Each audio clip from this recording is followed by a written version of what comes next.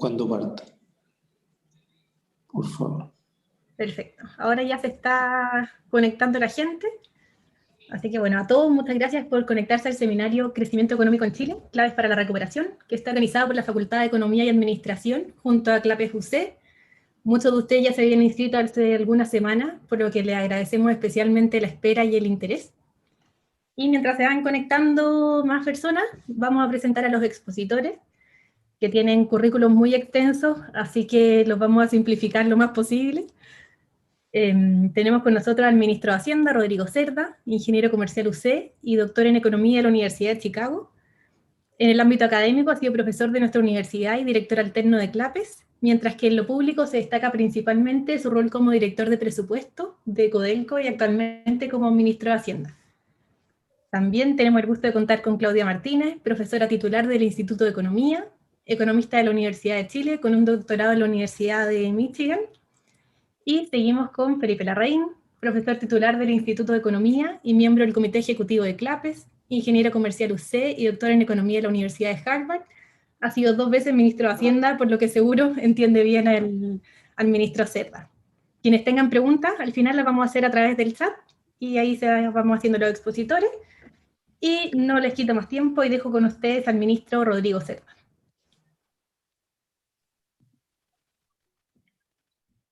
Hola, ¿qué tal?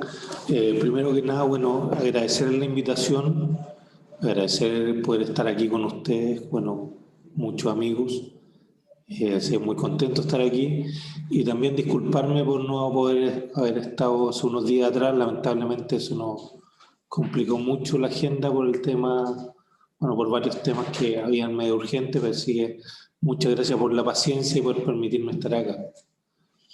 Entonces, para aprovechar el tiempo, si les parece, voy a tratar de contarles un poco lo que hemos estado haciendo últimamente y tratar de darle un poco la visión de lo que estamos pensando hacia adelante. Obviamente son escenarios base que pueden ir cambiando, ¿no es cierto? Entonces, la verdad que una de las cosas más importantes que hemos estado tratando de hacer es mejorar y tener disponible una red de apoyo a las familias, que es una base también para la recuperación económica, y quería contarles por qué, cómo lo estamos pensando y por qué creemos que es importante la recuperación económica. Bueno, como pueden ver en estos gráficos, lo que nosotros tenemos acá básicamente corresponden a cómo se ha ido desarrollando la actividad económica, ¿no es cierto?, en los últimos meses. Y aquí estamos comparando distintas crisis, ¿no es cierto? La crisis del 98 en azul, la del 2008 en rojo, y finalmente lo que parte del 2019-2020, ¿no es cierto?, en verde. Y bueno, lo que uno observa es que efectivamente la última crisis es bastante más profunda, pero también muestra un repunte importante. Pero también lo que muestran los últimos datos, sobre todo acá al final, ¿no es cierto?, es que efectivamente uno observa una pequeña posible B corta, ¿no es cierto?, que viene muy de la mano de lo que son las restricciones sanitarias, ¿no? Y por lo tanto, lo que nos damos cuenta es que las restricciones sanitarias siguen siendo muy relevantes, siguen efectivamente afectando la actividad económica. Y bueno, y eso significa también siguen afectando la vida, ¿no es cierto?, de nuestros compatriotas. En el caso del comercio, acá en el medio, vemos algo parecido, como acá en la línea verde, ¿no es cierto?, cae fuertemente, después rebota, pero nuevamente al final uno observa una pequeña caída, ¿no es cierto? Y si se fijan en servicios, básicamente lo mismo, ¿no es cierto? La línea verde rebota fuertemente, llegamos a prácticamente los mismos niveles prepandemia, pero nuevamente las restricciones sanitarias nos llevan a que tengamos nuevamente una caída en los últimos datos. Entonces, desde ese punto de vista, las restricciones sanitarias siguen siendo relevantes, siguen afectando nuestra vida diaria, y desde ese punto de vista es importante pensarlas desde un abanico de cosas, ¿no es cierto? Por un lado tenemos que tener, obviamente, todo el proceso de vacunación, muy relevante, pero también lo otro es que tenemos que darle tranquilidad a las personas, para que las personas también se mantengan en sus casas, se puedan cuidar, ¿no es cierto?, y eso permite también ir bajando los contagios en los días venideros. Eso es lo que hemos estado observando en los últimos días, pero siempre obviamente tenemos que estarnos preocupando. Entonces, en ese esquema, las ayudas, ¿no es cierto?, a las familias son muy relevantes porque obviamente en la medida que tengamos ayudas que sean importantes, le van a permitir a muchas personas, ojalá, poder quedarse en sus casas cuando lo necesitemos para poder controlar mejor la pandemia, pero para eso necesitamos tener ayudas que sean adecuadas. Y lo que uno mira en esta tabla, que es una comparación con varios países de la región, y lo que uno mira es que, por ejemplo, el ingreso familiar de emergencia el año 2020 tuvo una cobertura de 8.200.000 personas, o sea, casi 42% de la población, y un costo en términos de montos mensuales que eran algo menores a los 300 millones de dólares. Lo que ha ocurrido con este mismo ingreso familiar de emergencia, en lo que nosotros llamamos el ingreso familiar de emergencia ampliado del 2020-2021, que es lo que sigue acá, ¿no es cierto? Dice nuevo IFE ampliado. La verdad que la cobertura ya no es de 8 millones de personas, es de 13 millones de personas. O sea, estamos tratando de llegar a un 68% de la población. Y el costo mensual de esto, la verdad que ha aumentado significativamente. Y hoy día este número de los 320 millones está incorrecto. Hoy día lo que estamos gastando por mes en el nuevo IFE ampliado es aproximadamente 1.800 millones de dólares. 1.800 millones. Disculpen, ahí donde dice 320, no es 320. El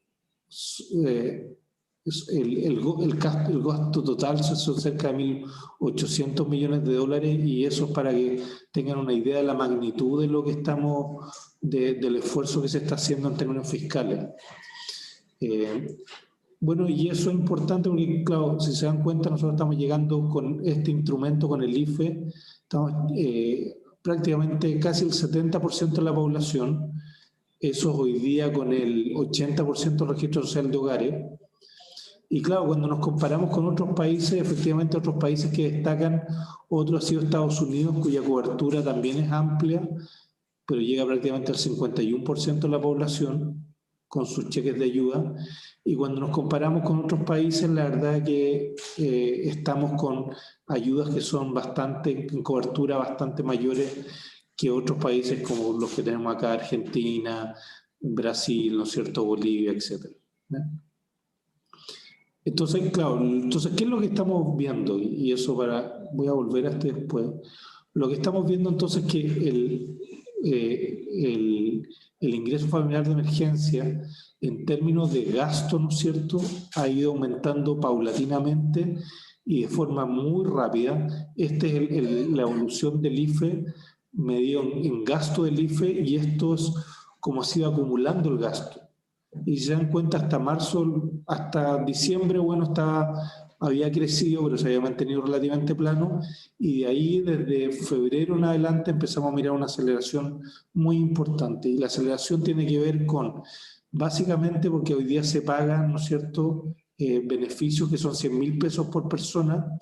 Esos beneficios antes eran menores, ahora son para todas las personas, son 100.000 pesos. No tiene prácticamente requisito y por lo tanto no se distingue por situación sanitaria de la comuna, y está cubriendo el 80% del registro social de hogares.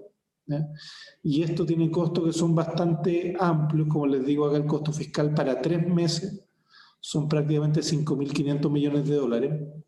Entonces es obviamente prácticamente 2 puntos del PIB. Es muy importante el esfuerzo, pero creemos que es algo que hoy día era necesario, sobre todo para poder darle tranquilidad a las personas, y por eso que también no solamente lo dimos por un mes, sino que por el momento lo hemos dado hasta junio, de forma tal que también las personas tengan tranquilidad que va a ser por varios meses. Si esto es necesario seguir haciéndolo posteriormente, lo vamos a seguir haciendo. En la medida que la pandemia retroceda, ya no va a ser necesario. Pero si la pandemia no retrocediera, bueno, vamos a tener que seguir continuando con estas ayudas. Han habido otras ayudas también, como los bonos clase media y los préstamos solidarios, que están enfocados a personas que tienen algo más de ingreso. Pero yo creo que hoy día el instrumento más fuerte es el ingreso familiar de emergencia al que le estaba hablando. Y aquí solamente para que tengan una idea, fíjense, estos son las medidas de apoyo a las familias. Entonces, a diciembre del año 2020, a diciembre de este año, nosotros llevamos prácticamente 2 puntos del PIB gastado en ayuda a las familias, ¿no? Por los distintos instrumentos, pero en 2 puntos del PIB. Cuando nosotros lleguemos a junio del 2021, vamos a haber acumulado 5.4 puntos del PIB. ¿Ya? Eso significa que todo lo que se gastó el 2020, que fueron 2 puntos del PIB, solamente en el primer semestre de este año vamos a estar gastando 3,4 puntos adicionales. O sea, prácticamente tomar todas las ayudas del año pasado y multiplicarlas por 1,5, ¿no es cierto?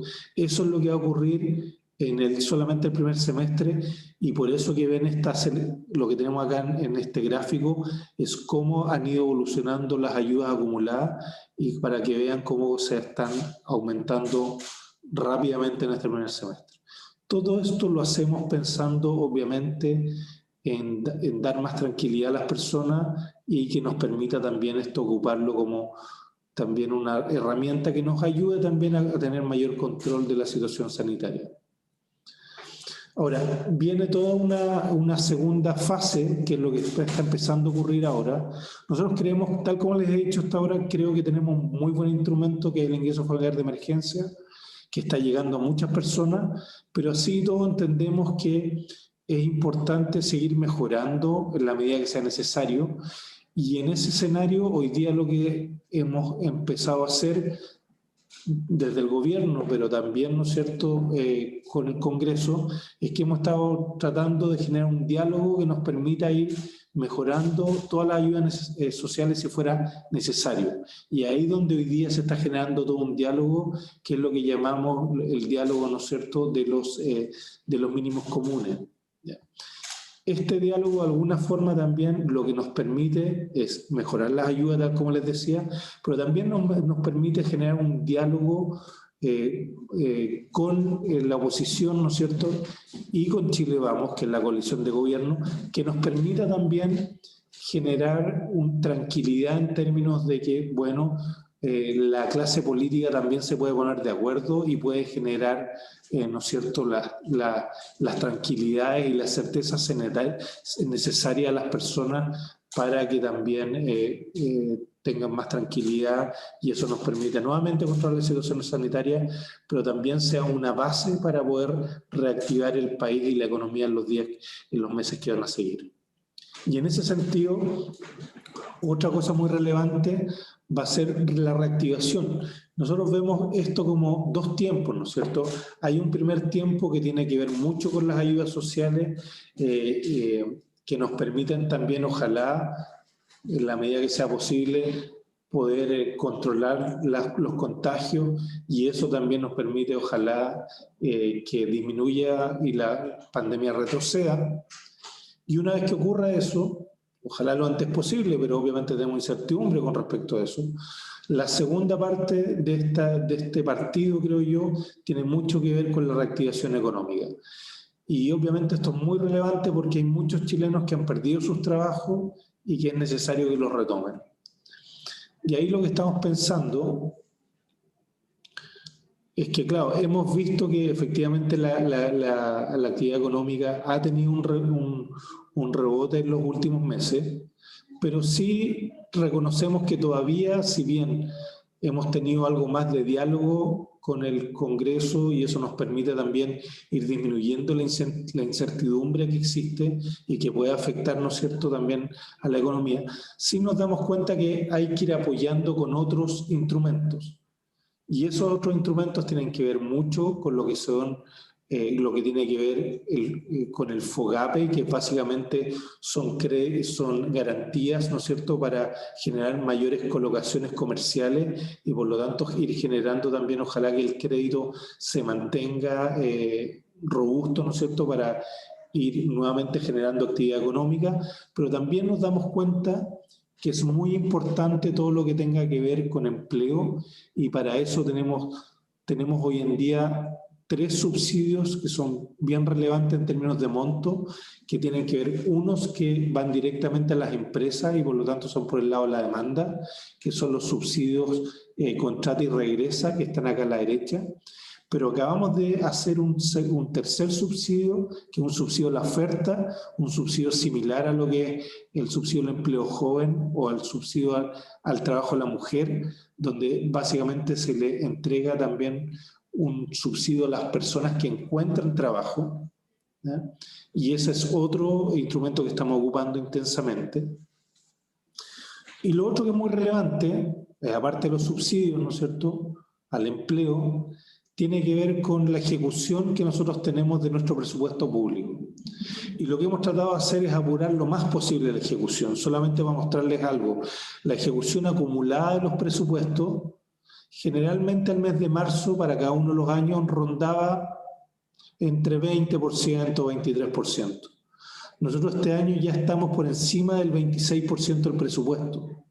Y eso lo que está diciendo es que efectivamente estamos tratando de ejecutar lo más rápido posible el presupuesto, porque nos damos cuenta que sobre todo esta primera parte del año es posible que sea la que vaya algo más lenta y por lo tanto necesitamos ir dándole algún empuje, y eso es lo que hemos estado tratando de hacer con nuestro presupuesto público. También vean cómo hemos ido tratando de aumentar los gastos en subsidios. Esto tiene que ver con las ayudas a las familias. Y también el gasto de capital del gobierno, que es lo que está acá a la derecha, también lo hemos acelerado lo más posible, porque también el gasto de capital lo que nos permite ir generando inversión pública, y esa inversión pública a su vez nos permite ir generando más empleo. Entonces, por eso que también estamos tratando de impulsar fuertemente esto, ¿no? Y todo esto ha ido en línea con algo más de ingresos fiscales, sobre todo por el lado del precio del cobre, ¿no es cierto?, donde el precio del cobre está en niveles altos y eso nos permite hoy día tener más recaudación. En la práctica, eso sí, nosotros lo que estamos haciendo es que estos mayores precios del cobre, que en una situación normal se ahorrarían, ¿no es cierto?, dada la situación que tenemos hoy día de crisis sanitaria y crisis económica, nosotros estamos en la práctica en lo que nosotros llamamos una cláusula de escape. Una cláusula de escape significa que las metas fiscales, que generalmente serían metas fiscales más restrictivas, hoy día son metas fiscales que han sido bastante más laxas. Y son más laxas porque estamos tratando de alguna forma de dar un impulso a la economía desde el sector público. Y en ese sentido, todo lo que es mayor recaudación de cobre, que nos permite a través de los mayores precios, lo estamos ocupando intensamente en financiar las ayudas sociales. Ahora, obviamente, claro, una de las cosas que ocurre es que, tal como hablábamos antes de que la situación sanitaria nos afecta económicamente, claro, uno ve que una de las cosas que afecta es la confianza, y aquí vemos cierto retroceso en las confianzas empresariales y sobre todo la confianza en los consumidores. Y esta es una de las cosas que es muy relevante para el día de mañana, que ojalá, ¿no es cierto?, retomemos niveles de confianza. Para eso, obviamente, tenemos que mejorar la situación sanitaria, la reapertura debería ayudarnos.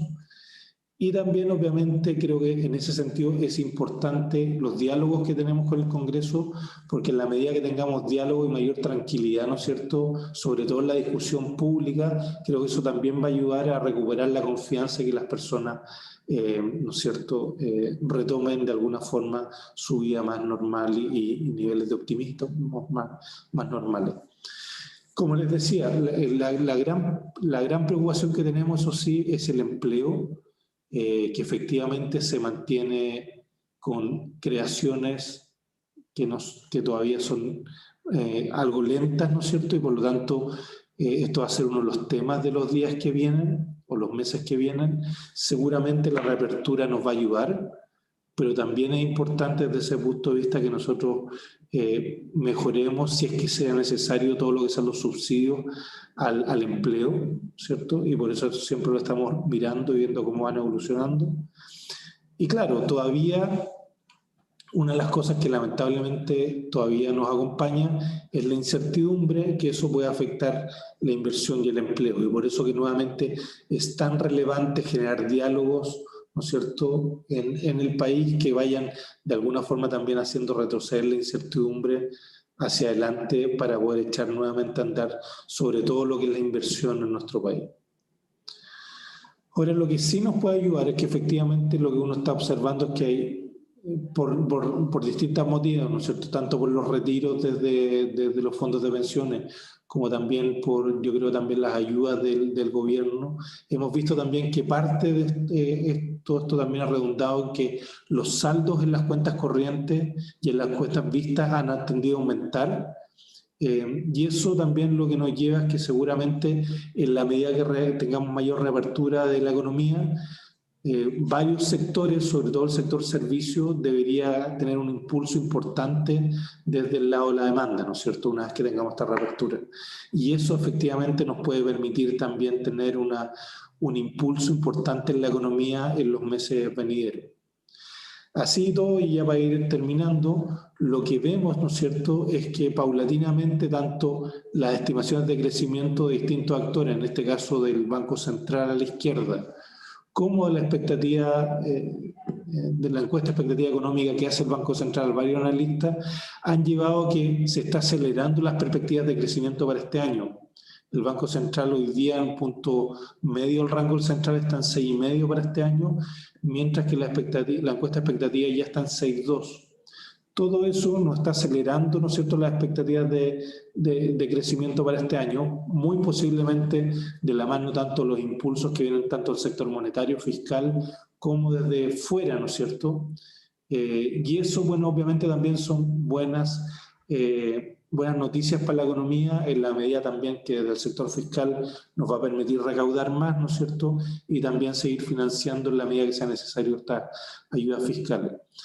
Lo que sí va a quedar, ¿no es cierto?, más para mediano plazo, es que, claro, tal como ven ustedes aquí, el 2021 está siendo bastante dinámico, o se espera que sea bastante dinámico, pero el 2022, que es la línea verde en cada uno de estos gráficos, se mantiene con tasa de crecimiento de 3,5.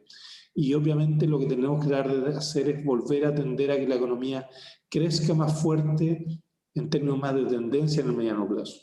Y eso es una de las preocupaciones que obviamente tenemos y que tenemos que de alguna forma ir tomando en consideración para los años que vienen, porque francamente crecimiento es muy relevante, sobre todo por desde el punto de vista fiscal, porque esto nos permite tener mayor recaudación y, ¿no es cierto?, y de alguna forma dar respuesta a todas las necesidades sociales que tenemos.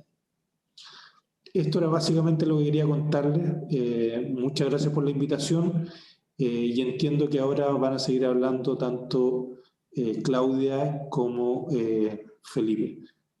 Muchas gracias por escucharme. Muchas gracias, ministro. Ahora seguimos con Claudia Martínez.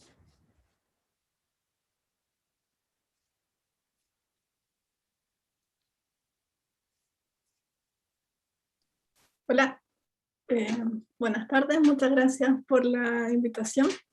Yo quiero presentar distintas aristas que las ordené bajo el título de desafío de la recuperación. Algunos son aristas más de corto plazo y otros son aristas más de largo plazo. Entonces, lo primero que quiero conversar es respecto a la heterogeneidad que ha tenido esta crisis y el efecto que eso tiene en un grupo particular que es el de las mujeres. Entonces el ministro acaba de mostrar unas series que dan cuenta de la recuperación y el tamaño de la crisis, lo que, sectorialmente, cómo los distintos sectores han sido golpeados, pero este gráfico lo que muestra es lo mismo, pero en términos de ocupados y cuáles son los sectores que son los más golpeados. Y lo que uno puede ver que son básicamente sectores de servicio y de comercio, y que si bien obviamente vemos una recuperación en el último tiempo, todavía estamos bajo los niveles prepandemia. Y el tema adicional a eso es que esto se da en sectores que son básicamente sectores femeninos. Entonces yo voy a mostrarles un gráfico, esto es de Estados Unidos, y lo que muestra es la diferencia entre el aumento del desempleo de las mujeres y de los hombres en distintas crisis. Entonces, en todas las crisis anteriores que ha tenido en Estados Unidos, partiendo de la del 49 hasta el 2009, lo que se daba era que el desempleo masculino aumentaba mucho más fuerte que el desempleo femenino. Y lo que estamos viendo en Estados Unidos en esta crisis es que es una crisis donde las mujeres estaban fuertemente golpeadas, que el desempleo femenino ha crecido fuertemente per se, pero también respecto al desempleo de los hombres. Las cifras para Chile también nos dan cuenta de esto. Estos son los datos del INE, también es la tasa de desocupación. Y vemos que en el último dato del INE, de enero a marzo del 2021, tenemos que la tasa de desempleo de las mujeres es de un 11% y la tasa de desempleo de los hombres de un 9%. Y esto esconde en cierta forma un hecho que es aún, que también es muy preocupante, digamos, que es que la participación laboral también ha caído muy fuertemente en el caso de las mujeres. Entonces este gráfico también es del INE y muestra la tasa de participación, es decir, la gente que está trabajando o está buscando trabajo por sexo. Y lo que vemos, obviamente, es que hubo una caída importante en los tiempos de confinamiento. Tenemos que ver cómo van a dar los datos pasados este trimestre, pero, y que se ha ido recuperando en el tiempo, pero la caída en el caso de las mujeres ha sido muy fuerte, ha sido dramática. Y el aumento de la participación en Chile fue lento, en la participación laboral femenina, fue complejo, estábamos en niveles inferiores al resto de la región de América Latina y esto nos viene a golpear de nuevo. Por lo tanto, yo diría que como que un primer desafío que me gustaría destacar es el hecho de que la crisis es heterogénea en términos sectoriales y esta heterogeneidad, sumado al hecho de que los colegios y las escuelas están cerradas y que las mujeres tradicionalmente somos las que estamos a cargo de las labores de cuidado, hace que la participación laboral femenina y el empleo femenino sea un desafío muy importante, al cual en parte se está respondiendo desde el gobierno con subsidios diferenciados, donde los niveles de subsidios son mayores para mujeres y hombres, pero que quizás uno también tendría que revisar en cuanto, por ejemplo, a los planes de recuperación con obras públicas, que son en general programas que más bien emplean a hombres que mujeres. El segundo desafío que arrastramos, el de la desigualdad, y que no arrastramos, y que ahora vamos a tener que hacernos cargo de nuevo, es el de pobreza. Entonces, en términos de pobreza, tenemos que Chile ha tenido una disminución muy importante, es la forma en que medimos nosotros pobreza, que es una pobreza absoluta en términos de ingresos. Tenemos otras medidas que son pobrezas multidimensionales, que no tenemos proyecciones en este minuto, pero si comparamos la tasa de pobreza, el porcentaje de personas que estaban en situación de pobreza en el 90 era un 68,5%, el último dato que tenemos del 2017, de la CACEN del 2017, un 8,6%, entonces una caída de pobreza muy importante. Y lo que no sabemos es qué pasó con la crisis, y lo que tenemos son unas simulaciones del Fondo Monetario, y lo que dice estas simulaciones, que repito, son simulaciones, necesitamos la CACEN para saber efectivamente dónde estamos parados, es que en ausencia de las medidas de mitigación que estableció el gobierno, el conjunto de medidas, el ingreso familiar de emergencia, el mínimo garantizado, los distintos bonos, etc., la tasa de pobreza hubiese aumentado 18.8, y las mismas simulaciones dicen que con las medidas de mitigación esto aumentó a 12.2. Entonces, claramente hay un efecto de las ayudas gubernamentales importante, de 6 puntos porcentuales, pero de todas maneras tenemos un aumento de la pobreza que sería equivalente a algo así como 780.000 personas que ahora estarían bajo la línea de pobreza. Y eso se condice con lo que uno ve y lee del aumento de los campamentos, las ollas comunes, etc. Desde el punto de vista, adicionalmente tenemos el grupo de personas que uno podría considerar como vulnerables. Esta es una medida de vulnerabilidad de la OECD, y el punto del gráfico solamente mostrarles que si este es el promedio del porcentaje de personas, de viviendas que son vulnerables, en Chile estamos por sobre el promedio de la OECD. Siempre compararnos con la OECD es un poco desafiante, digamos, no salimos en general muy bien parados, pero el punto es que tenemos un sector importante que entra en la categoría de la vulnerabilidad, y de acuerdo al mismo informe y las mismas simulaciones de la OECD, que repito, son simulaciones, tenemos que esperar la CACEN para ver qué es lo que nos dan, pero de acuerdo a estas mismas simulaciones, ellos lo que hacen es que dividen a la población en distintos grupos, señalan que la población es pobre bajo los estándares internacionales, que son mucho más laxos que los estándares nuestros. Una persona es pobre si gana menos de $5.5 al día, si es vulnerable si gana entre 5,5 y 13, y es clase media si está entre 13 y 70. Y lo que este informe dice es que la población vulnerable habría aumentado de 27,8 a 39,2, y la clase media habría disminuido de 63,3 a 53, y que por lo tanto 2,8, y tendríamos que además que 2,8 millones de personas tuvieron una caída en su posición, en su estándar como de movilidad. ¿Okay? Entonces, ahí hay un tema que nos vamos a enfrentar, digamos, y como que la pregunta que yo creo que estamos todavía en la mitad de la crisis, digamos, siempre queremos pensar que estamos saliendo, pero algo que tenemos que pensar es qué vamos a hacer después. Obviamente la recuperación de empleo es primordial, pero ¿qué vamos a hacer si es que la recuperación de empleo es muy lenta en términos de ayudas sociales? En términos de desigualdad, este es un gráfico con datos del Banco Mundial, y aquí hay varias cosas que quisiera destacar. Primero, el hecho de que Chile tiene una tendencia de la línea roja de disminución de la desigualdad. ¿Okay? Estas son desigualdades medidas con encuestas de hogares comparables entre los distintos países. ¿Okay? Por otro lado, nuestra desigualdad está sobre el promedio de la OECD. Siempre es complicado de nuevo compararnos con la OECD, pero quizás es lo que uno quisiera aspirar. Ya estamos más o menos, dependiendo del año, digamos, pero ahora estamos bajo el promedio de América Latina. Estos son promedios sin ponderar. ¿Okay? Entonces, quedó bien rayado, pero el punto que quiero hacer es que hay una tendencia a la disminución de la desigualdad medida con encuestas de hogares en el caso chileno. Sin embargo, estamos sobre el promedio mundial, estamos en niveles súper altos. América Latina es el continente como símbolo de desigualdad, y igual estamos abajo del promedio latinoamericano por un poquitito. ¿Okay?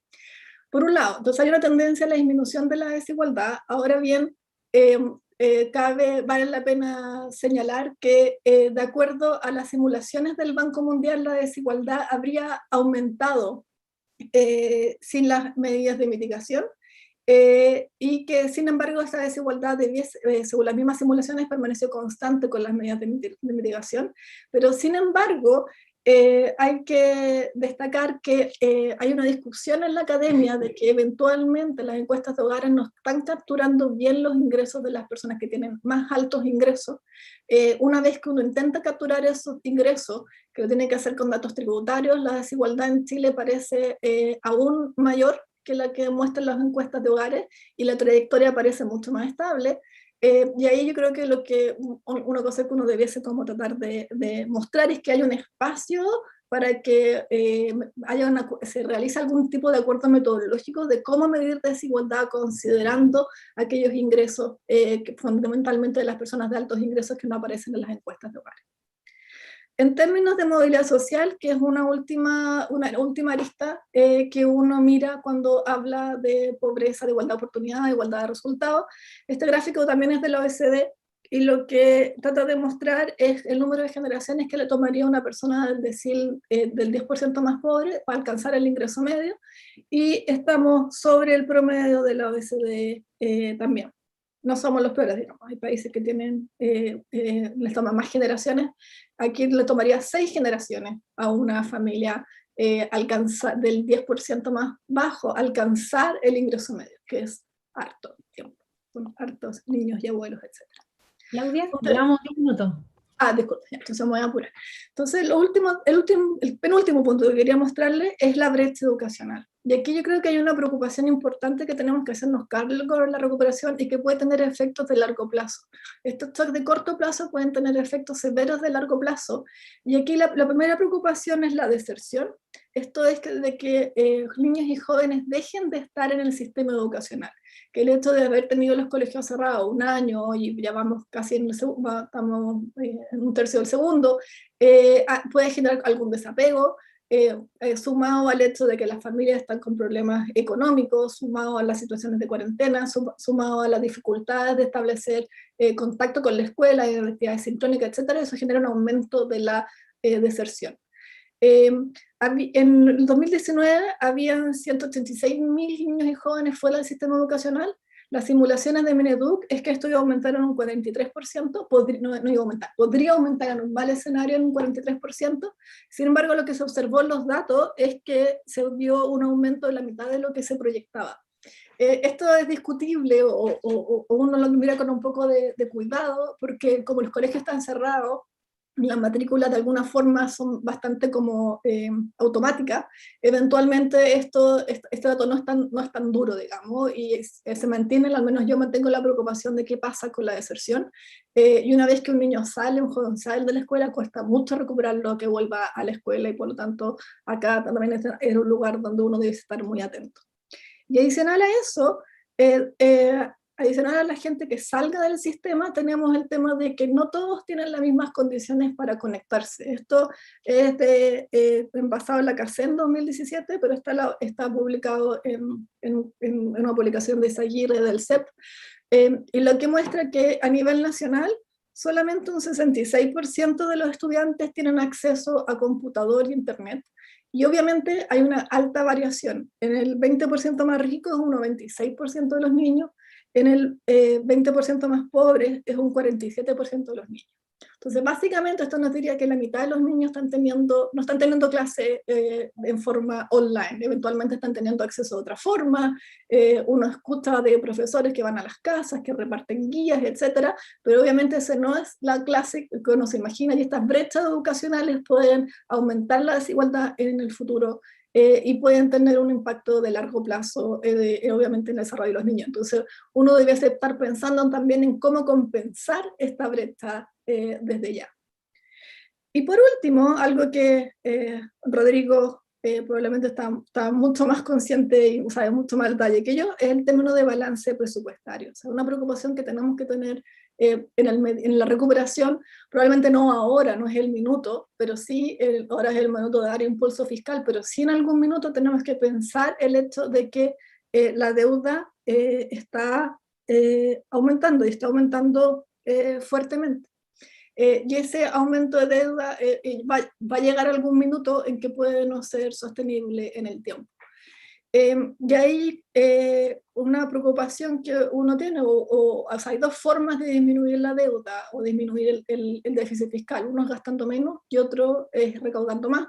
Esa opción de política es política, digamos, en la cual se tiene que tomar, pero solo quisiera mostrarles que Fuentes y Rodrigo Vergara, hicieron este trabajo en el cual comparan la recaudación tributaria de los países de la OECD con Chile, pero hacen el esfuerzo de comparar peras con peras, en el sentido de que comparan la recaudación tributaria de Chile con el de los dos países de la OECD cuando tenían el nivel de ingreso de Chile. ¿Okay? Entonces el dato de Chile está acá, esto es con la recaudación tributaria del 2020, y el nivel de ingreso que tenía Chile que tenía Chile era equivalente, a el que tenía Estados Unidos en 1968, o el que tenía Alemania en 1989. ¿Okay? Y entonces ahí estamos, porque obviamente si comparamos la recaudación tributaria que tiene Chile ahora con la que tienen los distintos países de la OECD ahora, esta brecha va a ser mucho más grande, pero una comparación bastante injusta. Porque va a ser más grande porque existe esta tendencia que en la medida que los países crecen más, aumenta el gasto público y la recaudación. Entonces lo que se ve es que en Chile se recauda alrededor de 20% del PIB, y el promedio de la OECD en ingresos comparables es de 23.4. Entonces hay una brecha de 3.8 que es una solución, digamos, para disminuir la deuda bruta en el mediano a largo plazo. Por supuesto, otra solución es disminuir el gasto, y uno tendría que pensar si esa es la opción, cuál es la opción de política que uno quiere realizar. Y en términos de recaudación tributaria, los mismos autores, en el documento de trabajo del CEP, comparan las distintas fuentes de recaudación tributaria, y lo que encuentran es que la gran brecha se da en el impuesto de las personas. No el impuesto a las empresas, no el impuesto a los servicios, como el IVA, sino que en el impuesto a las personas. Y por lo tanto, si es que uno cree que debiese aumentar la recaudación tributaria, probablemente debe estar mirando este flanco. Y por último, en términos de desigualdad, este es un gráfico bien famoso también, pero un poco engañoso. Esto muestra cuál es el rol que el Estado está teniendo, que es la suma un poco de las cosas, de todo lo anterior, en el sentido de que es la desigualdad, pero también el efecto que ha tenido la intervención del Estado, tomando tanto impuestos como transferencias. Esto también es de la OECD. Y lo que se observa es que antes de las transferencias, el Gini, este indicador de desigualdad que va entre 0 y 1, y el Gini, si es 1, significa que es más, o sea, mientras más grande, es mayor la desigualdad. Entonces, lo que se observa es que la desigualdad, antes de la intervención del gobierno en el promedio de la OECD, era de 0,41, y después de la intervención del gobierno es del 0,31. Entonces cae harto el Gini, la desigualdad, una vez que el gobierno interviene. En el caso de Chile también cae de 0,48 a 0,46, pero cae poco. ¿Okay? Entonces eso en parte también puede explicarse o puede ser usado en los desafíos que he presentado. Porque he dicho que esta comparación es un poco complicada, es porque considera la seguridad social, y en el caso de Chile la seguridad social es algo que se hace fundamentalmente a través del sistema privado. Okay. Y con eso termino mi desafío. Muchas gracias. Muchas gracias, Claudia. Ahora seguimos con Felipe Larraín. Bueno, muchas gracias. Quiero agradecer por la invitación, en primer lugar, decir que es un gusto estar acá, compartir este digamos, seminario, y saludar al ministro Rodrigo Cerda en forma especial, y agradecerle que nos acompañe.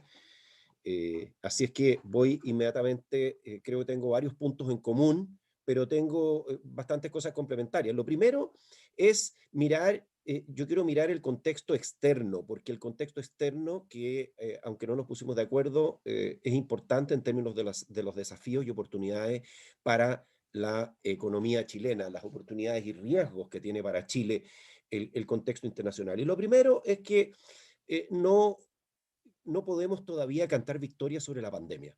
La pandemia está con nosotros, y si ustedes ven lo que estamos mostrando acá, estos son datos del domingo, nosotros estamos en una segunda ola muy fuerte, aunque podríamos decir que hemos pasado el pic de la segunda ola. Esto tiene que ver mucho con lo que está pasando en la India, el rebrote de la India, que tiene aproximadamente 400.000, ha llegado a tener 400.000 contagios diarios.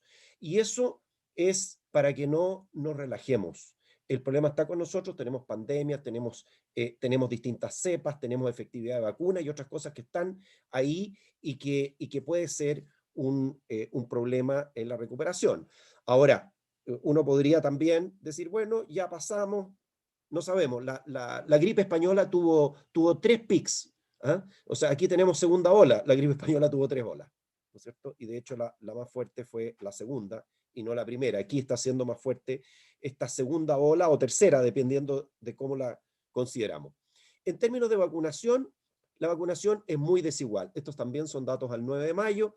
Estamos en top 5 en el mundo en términos de porcentaje de la población con al menos una dosis de la vacuna. Aquí estamos progresando, pero progresando muy, muy distinto. Hay mucha heterogeneidad entre los países. Sorprendentemente, claro, hay más éxito en el proceso de vacunación en los países desarrollados, pero sorprendentemente Europa está bastante atrasado. Y eso es un tema, es un problema. En la parte positiva, este año el mundo va a tener una sólida recuperación que va a ocurrir tanto en economías avanzadas como en economías emergentes. Hay pocas crisis como esta que han tenido tanta sincronización. El año 2020 cayeron el 95% de las economías estuvieron en recesión, se salvaron unas poquitas, entre ellos China, ¿no es cierto?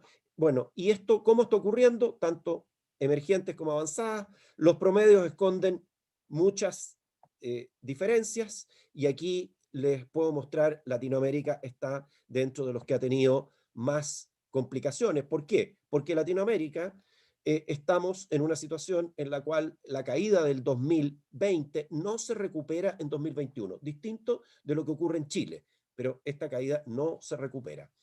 Ahora, los motores entonces de la recuperación están en Estados Unidos y en Asia. Estados Unidos y en Asia, principalmente el caso de China. El comercio global. Aquí hay una oportunidad importante para nuestro país, el comercio continúa recuperándose. Tasas de crecimiento anuales, nos estamos comparando con una base bastante baja, del orden de 20% de crecimiento, a pesar de que hay un aumento, ya lo vamos a discutir, en los costos del comercio. Por otra parte, ¿no es cierto? Ahí podemos ver que esta caída del comercio se ha recuperado mucho más rápido que en la crisis anterior, en la crisis en la llamada Gran Recesión o crisis financiera.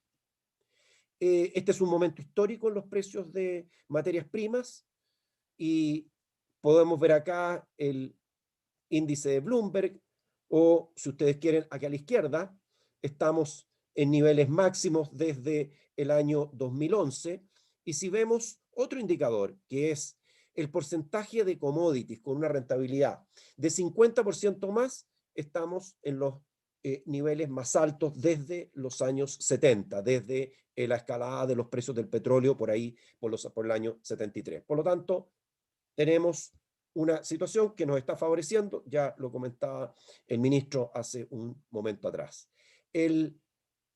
Tenemos sí problemas en la cadena de suministro que están presionando los costos. Aquí estamos comparando promedios de otros periodos en que hubo restricciones a la oferta.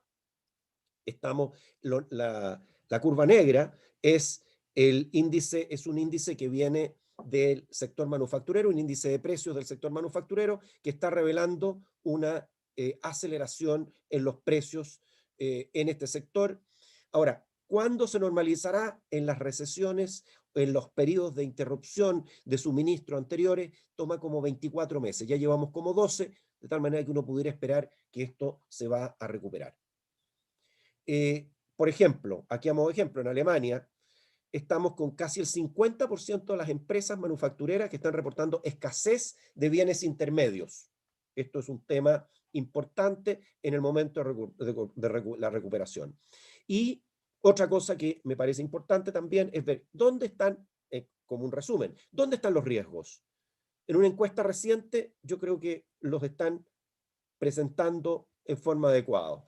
Dice, ¿cuáles son los riesgos? Los riesgos están aquí en las tasas de interés, que pueden afectar, esto del taper tantrum, es cuando se empieza a reducir las compras de activos financieros por parte de los bancos centrales, los principales bancos centrales, tasas de interés, inflación, también se ve impuestos más altos como un riesgo, despliegue de vacunas, esto también se ve como el cuarto riesgo vamos a poder llegar, ya lo veíamos que es muy heterogéneo como estamos llegando, y pic de crecimiento económico. Estamos pasando un momento en que probablemente con todas estas ayudas que son insostenibles, no se pueden sostener en el tiempo, la magnitud de los efectos de las ayudas, por ejemplo en Estados Unidos, y por lo tanto vamos a tener un pic de crecimiento y luego una desaceleración del crecimiento.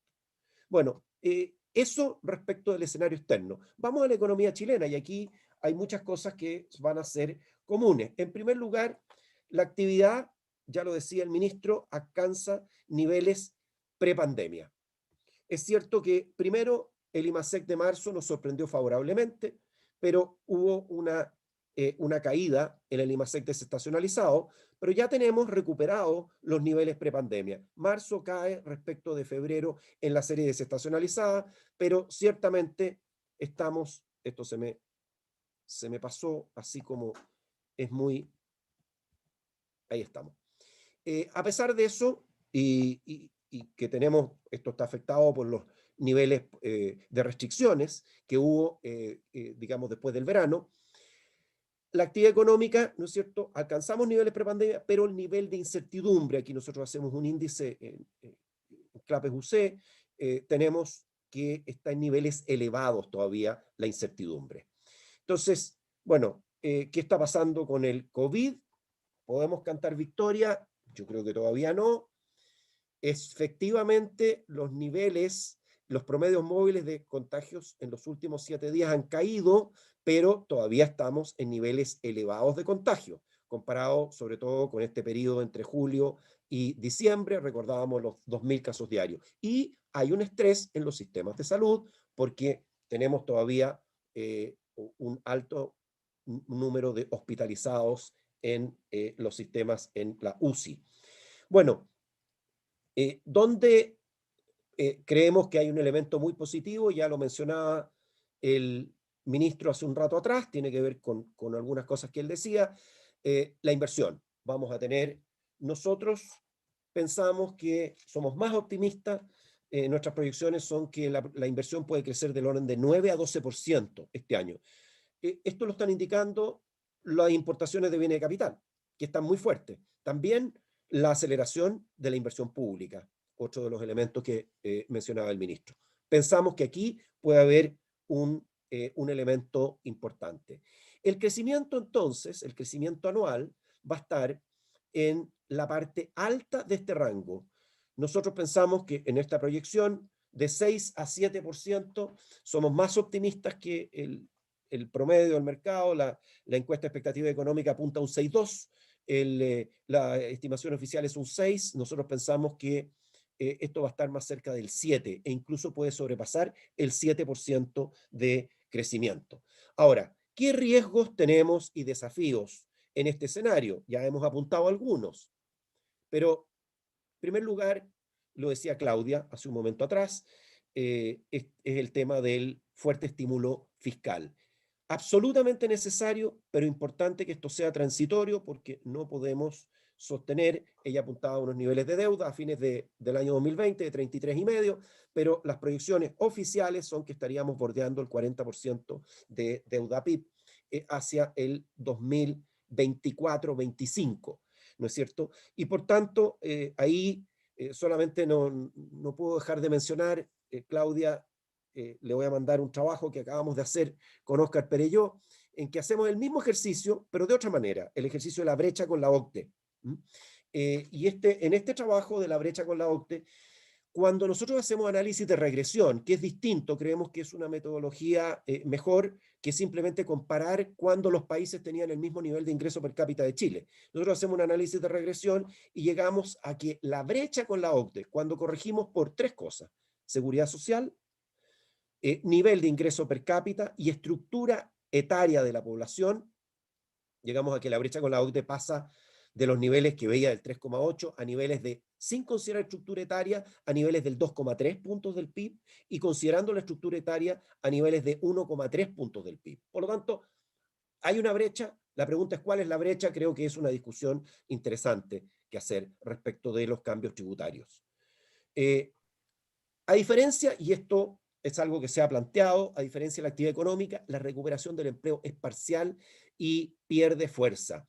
Esto es algo que hemos visto en los últimos meses, es una de las preocupaciones centrales que yo creo que lo compartía también el ministro, en el sentido de que tuvimos una recuperación, pero todavía nos queda por recuperar del orden de 800 a 900.000 empleos.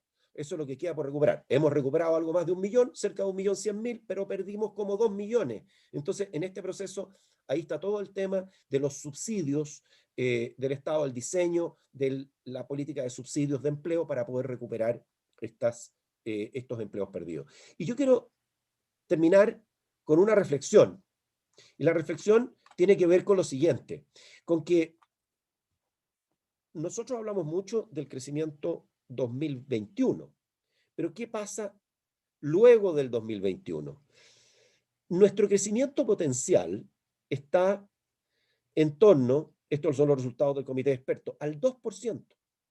Entonces, me parece que este es uno de los desafíos centrales, porque si no logramos recuperar el crecimiento potencial, es lo que logremos en este año 2020, puede ser de corta duración. Lo decía de alguna manera el ministro también, pero a mí me gustaría enfatizar en este punto, porque creo que la discusión de hoy día está muy centrada en el corto plazo y tenemos que levantar la vista y mirar el mediano y largo plazo, por supuesto preocuparnos del corto plazo, pero no olvidar que es el crecimiento tendencial, potencial, el que va a determinar nuestras posibilidades de sostener crecimiento a futuro. Entonces, Razones de optimismo 2021 hay muchas, pero tenemos riesgos. Tenemos riesgos en la pandemia, en el alto nivel de incertidumbre política, que no hemos comentado, pero que enfrentamos una cantidad importante de elecciones, en un posible retorno que esperamos que no ocurra, pero el tema de la violencia es un problema que debemos mencionar como un riesgo. Los riesgos del escenario externo, tasas de interés, inflación, pandemia, y yo enfatizo uno de los riesgos importantes o desafíos es el tema del crecimiento potencial de nuestra capacidad de elevar estas cifras tan exiguas de crecimiento que están en torno al 2%. Desafíos hay muchos, pero también desearle lo mejor, ministro, porque yo conozco, como usted conoce, hoy día yo conozco lo difícil que es este trabajo que usted tiene. Así que los mejores deseos. Gracias. Muchas gracias, Felipe. Yo sé que el ministro se tiene que ir. Si me da un último minuto, porque hay muchas preguntas, varias se repiten, así que tratamos de juntarlas más repetidas. Una de estas es que, si bien se ha gastado bastante, esta no se refleja en la confianza de las personas y empresas. Entonces, ¿por qué existe la sensación de que las ayudas no llegan a las poblaciones objetivos?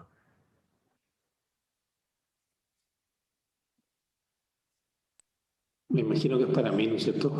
Sí, ministro. Sí, mira, es bastante buena la pregunta, de hecho. Yo creo, mira, lo que ocurrió acá es lo siguiente. Voy a sacar esto. Primero que nada, nosotros enfrentamos una crisis que era obviamente impensada, totalmente impensada, ¿no es cierto? Pero aparte de eso, yo creo que también tenemos que darnos cuenta que creo que nosotros no estamos preparados como Estado para hacer frente a una crisis de este tipo, no solamente en términos de, uno lo puede pensar financiero, no, yo estoy pensando la forma como tú diseñas los programas de ayuda a las personas, la verdad no existían para este tipo de cobertura antes de esta crisis. Por lo tanto, una de las primeras cosas que tenemos que hacer fue montar este tipo de cosas. Y eso no es fácil. Yo creo que, de hecho, ayer me tocaba, ayer o anteayer estaba con la subsecretaria del Ministerio de Desarrollo Social, Alejandra Candia, y una de las cosas que me mostraba ella es que el gasto en transferencias que teníamos a las familias en un año normal podía llegar a ser $1.200 millones aproximadamente, 1.200.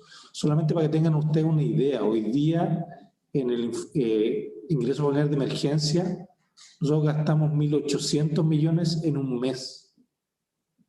Entonces, solamente lo que quiero decir cuando doy esos números, lo que quiero tratar de decir es que efectivamente nuestra red de protección no estaba pensada para enfrentar algo de este tipo y con las coberturas que nosotros necesitamos. Entonces yo creo que parte importante de esto fue, primero que nada, generar las redes y generar el sistema.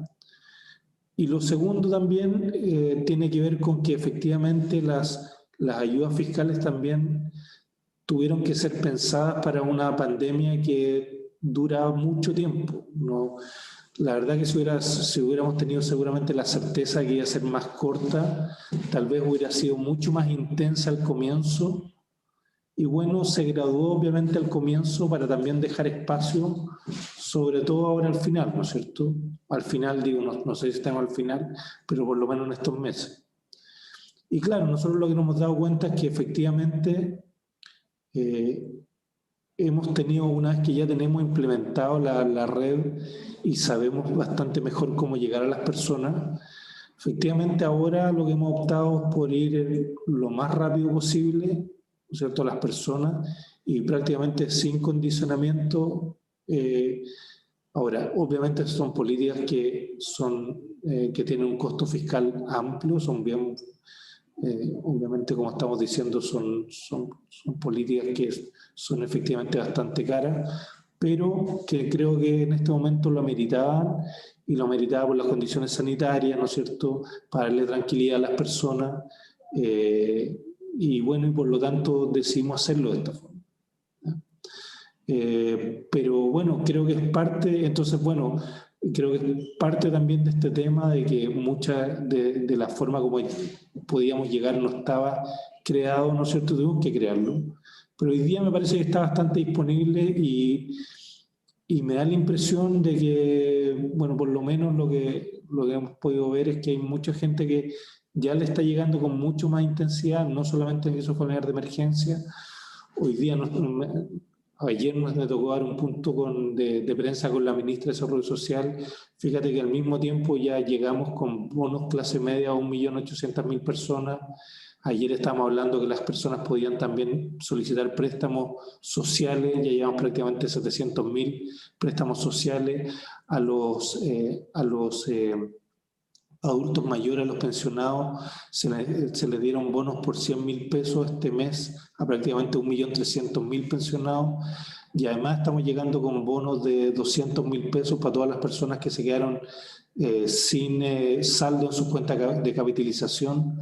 Entonces, la verdad que eso no era tan fácil de hacer antes. Todo esto hay que montarlo en el sentido de que para llegar con las ayudas a las personas necesitamos, entre otras cosas, su registro, su cuenta corriente, necesitamos poder que la tesorería se los deposite, o Banco Estado, etcétera. Por lo menos ya está montado eso y ahora lo estamos ocupando lo más intensamente posible y esperamos que la población así lo note. Yo creo que estamos haciendo un esfuerzo importante como país. De aquí obviamente vamos a salir con una mochila más pesada, con más deuda y menos activos, pero creo que también es el momento de rendirle tributo a varios ministros anteriores, entre otros Felipe, que está acá, que de alguna forma fueron los que mucho tiempo nos dijeron que teníamos que tener responsabilidad fiscal y guardar los recursos fiscales para cuando se necesitaran. Y este es el momento que se están necesitando y se están ocupando. Y eso lo podemos hacer porque hoy día tenemos activos que estamos ocupando, que son los fondos soberanos, y también tenemos bajos niveles de deuda que nos permiten endeudarnos más de ser necesario. Obviamente esto significa que cuando salgamos de esto vamos a tener que volver a normalizar nuestra política fiscal para prepararnos para otros momentos posteriores. Así va a ser, pero yo lo que espero es que también este sea un momento en que nuestra población se dé cuenta que lo que muchos ministros hicieron antes, muchos gobiernos hicieron antes, tenía un sentido claro, y ese sentido claro estamos tratando hoy día de mostrárselo a la población lo más posible. Muchas gracias, ministro. Y ahora sí, ultimísima pregunta, porque era muy relacionado con lo que usted acaba de decir.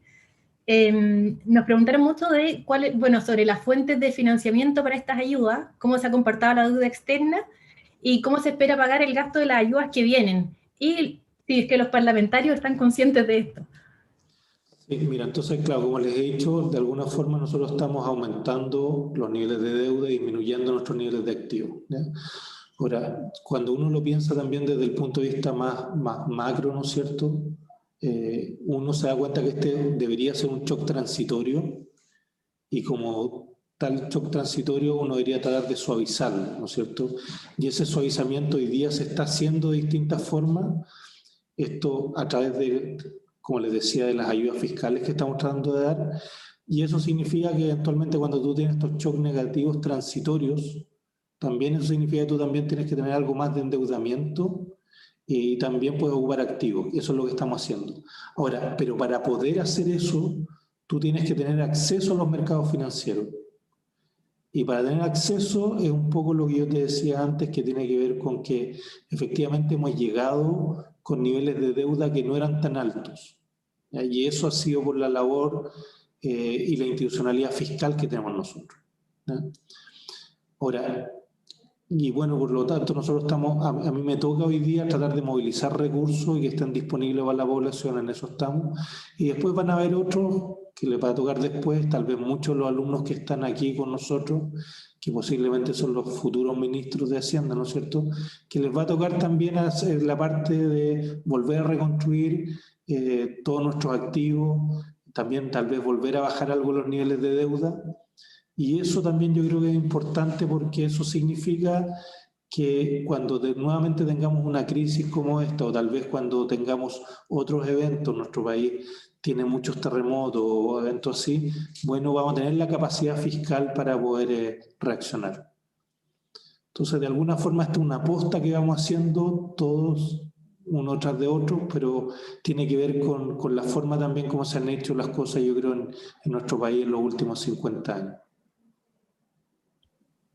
Muchas gracias, ministro. Ahora sí lo lideramos, estamos un poco pasados de tiempo. No sé si Felipe y Claudia tienen unos minutitos para más preguntas, o si ya sí estamos.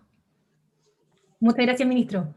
Muchas gracias. Un gusto haberlos visto todos. Gracias, Chao, ministro, chao. ¿no? Gracias. Bueno, antes de cerrar, un par de preguntas más. Tenemos una para Claudia, que dice, usted plantea que la recaudación tributaria en Chile es inferior al promedio OCDE y que la brecha se produce principalmente en el impuesto a las personas, pero no indica si es un problema de tasa de impuesto o por ingresos bajos. Yo diría que las tasas son razonables comparativamente. Yo diría que más bien hay dos temas. Uno es que el mínimo imponible es bastante alto respecto a los sueldos y eso hace que casi más de 3/4 de la población no pague impuestos a las personas. Puede ser por el lado de abajo, digamos. Y lo otro que uno ve es que hay muchas exenciones y eso hace que varios ingresos no paguen impuestos cuando deben pagarlos. O sea, el ejemplo clásico de eso son las ganancias de capital, que están exentas y que no pagan impuestos. Entonces, más que las tasas en sí mismas, es la base la que a mi juicio hace que la recaudación sea baja. Gracias. A mí me gustaría tomarme esa misma pregunta para comentar algo acá. Insistir en el punto de que seamos cuidadosos en hacer la comparación con la OCDE. ¿Ah? Cuidadosos en el sentido de medir bien las brechas, porque no podemos comparar la carga tributaria de un país como Dinamarca con la que tiene Chile, o la que tiene Noruega con la que tiene Chile. Hay niveles de ingreso per cápita, pero hay otras cosas que son un poquito más sutiles. Entonces, de repente como que hemos hablado mucho de esto de 5 puntos del PIB de brecha. Eso es lo que más se repite, ¿no? Pero los propios números que planteaba Claudia son inferiores y los que vienen del trabajo nuestro son inferiores a esto. Ahora, ¿tenemos una brecha? Sí la tenemos. La pregunta es ¿cuál es esa brecha? ¿Ah? Que tenemos cuando hacemos bien los números. Solo quisiera comentar eso, que los números que yo presenté sí corrigen por el tema de seguridad social, porque claramente es complicado comparar países que tienen seguridad social dentro del Estado, digamos, con el caso de Chile, que está más bien por afuera. Y la comparación que hice, o sea, que mostré, digamos, que no es mía, sino de Rodrigo Vergara, hace esa corrección también. Efectivamente. Efectivamente, pero hay que corregir también por ingreso per cápita y hay que corregir por estructura, lo que hace la literatura, hay que corregir también por estructura etaria de la población.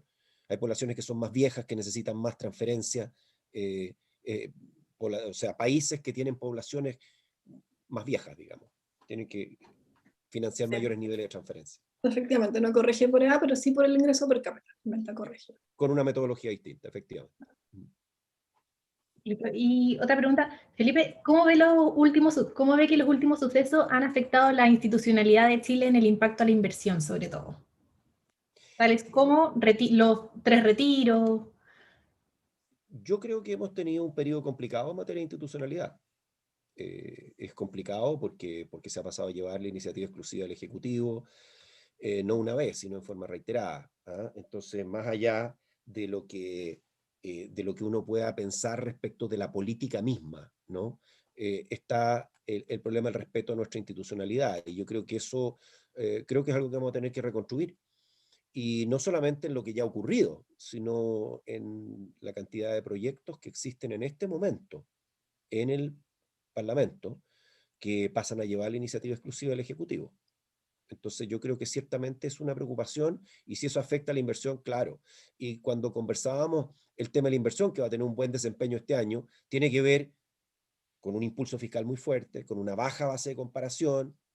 Entonces la pregunta es qué va a pasar con la inversión a partir del año 2022. Y ahí empiezan a ser muy importantes temas como el respeto a nuestra institucionalidad. Porque eso afecta el riesgo país, afecta las condiciones en las cuales nos endeudamos, las condiciones en las cuales podemos acceder a financiamiento externo y al final afectan las condiciones no solamente para las grandes empresas, grandes, pequeñas, medianas empresas, familias y personas. Muchas gracias. Y una última pregunta que se las dejo abierta a los dos. ¿No les preocupa que los subsidios cambien la actitud frente al trabajo formal? ¿Qué tan probable es que muchos de estos subsidios terminen siendo permanentes? Súper buena pregunta. Yo creo que vamos a tener una transición. Yo supongo que va a ser difícil en la medida que el empleo no se recupere, quitar todos estos subsidios de forma inmediata. Uno esperaría que estos fuesen cada vez más ligados al trabajo, y en particular al trabajo formal, que es la forma a través de la cual con sistemas como el impuesto negativo al ingreso, digamos, es la forma a través de la cual uno puede hacerlo.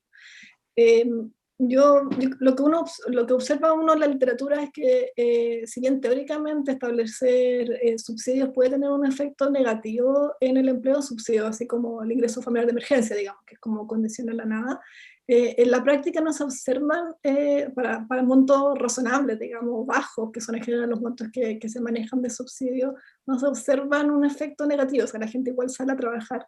Y quizás está trabajando en otras cosas, digamos. Uno ha escuchado como que eventualmente puede haber escasez de mano de obra en algunos sectores, pero eso puede ser porque no necesariamente significa que la gente no está buscando trabajo, sino que puede estar trabajando en otras cosas.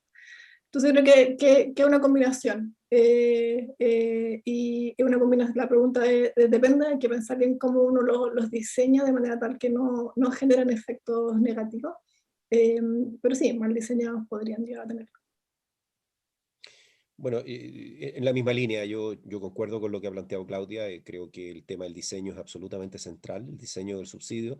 A pesar de todo, por muy bien diseñado que esté, uno siempre tiene el riesgo de que se permanezca en el tiempo, ¿no? Entonces, el tema de los transitorios, los incentivos transitorios que se transforman en permanentes, los aumentos de impuestos transitorios que se transforman en permanentes, hay una amplia experiencia en economía respecto a estos temas en la política económica, ¿no?